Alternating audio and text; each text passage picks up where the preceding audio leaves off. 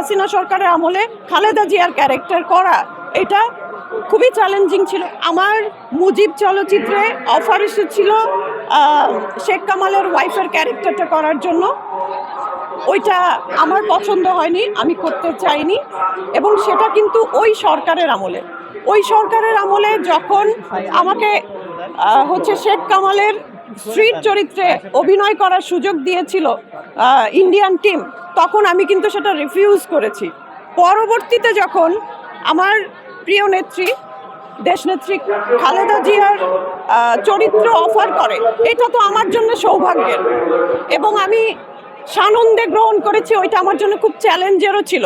Fascist সরকারের আমলে, সোজা কথা হাসিনা সরকারের আমলে খালেদা জিয়ার ক্যারেক্টার করা এটা খুবই চ্যালেঞ্জিং ছিল এবং আমার কাছের মানুষরা কিন্তু আমাকে বারণ করেছিল, তারপরেও আমি শুনিনি। কারণ আমি খুবই খুশি এরকম একজন নেত্রী, আমরা তার আদর্শকে যেমন ধারণ করি, লালন করি, তার লুকটাকেও আমরা অনেক বেশি আমাদের কাছে অনেক বেশি অ্যাট্রাকটিভ, অনেক বেশি এটাও একটা আমাদের ভালো লাগার জায়গা। তো এত গুড লুকিং একজন উইমেন, এত আপসহীন এরকম একজন নেত্রীর ক্যারেক্টার আমাকে যখন করতে বলা হয়েছে, সত্যি কথা আমি নিজেকে ভাগ্যবান মনে করেছি। আমার কথা হচ্ছে যে ওই যে সরকারের আমলে আমরা যেই থাকি না কেন, আমাদের রুটি রুজি করে তো খেতে হয়, তাই না? একজন দেশ প্রধান, সেই তার কন্ট্রোলে সারা দেশ। আমরা কোথায় কাজ করতে যাব? যেখানেই কাজ করতে যাই সেখানেই তাদের ছত্রছায়া।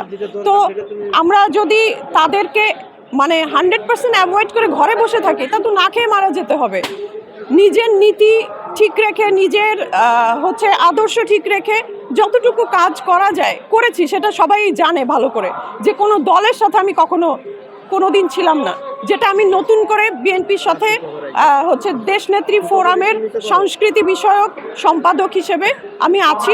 কেমন বাংলাদেশ চাই তার নমুনা কিন্তু আস্তে আস্তে দেখা যাচ্ছে। যেমন এত সুন্দর একটা নির্বাচন কিন্তু আমরা চেয়েছিলাম, সবাই চেয়েছে, সেটা আমরা পেয়েছি। তার পরবর্তী সময়ে এই অল্প সময়ের মধ্যে যিনি রাষ্ট্রপ্রধান আছেন এবং তার সহযোগী যারা আছেন, সবাই মিলেই কিন্তু যে পদক্ষেপগুলো নিচ্ছে, আমরা কিন্তু এগুলোই চাচ্ছিলাম। তো অবশ্যই আমাদেরও তাদের সাথে থাকতে হবে, তাদেরকে সহযোগিতা করতে হবে। আস্তে আস্তে নিশ্চয়ই আমরা যেমন চাই তেমনই হবে।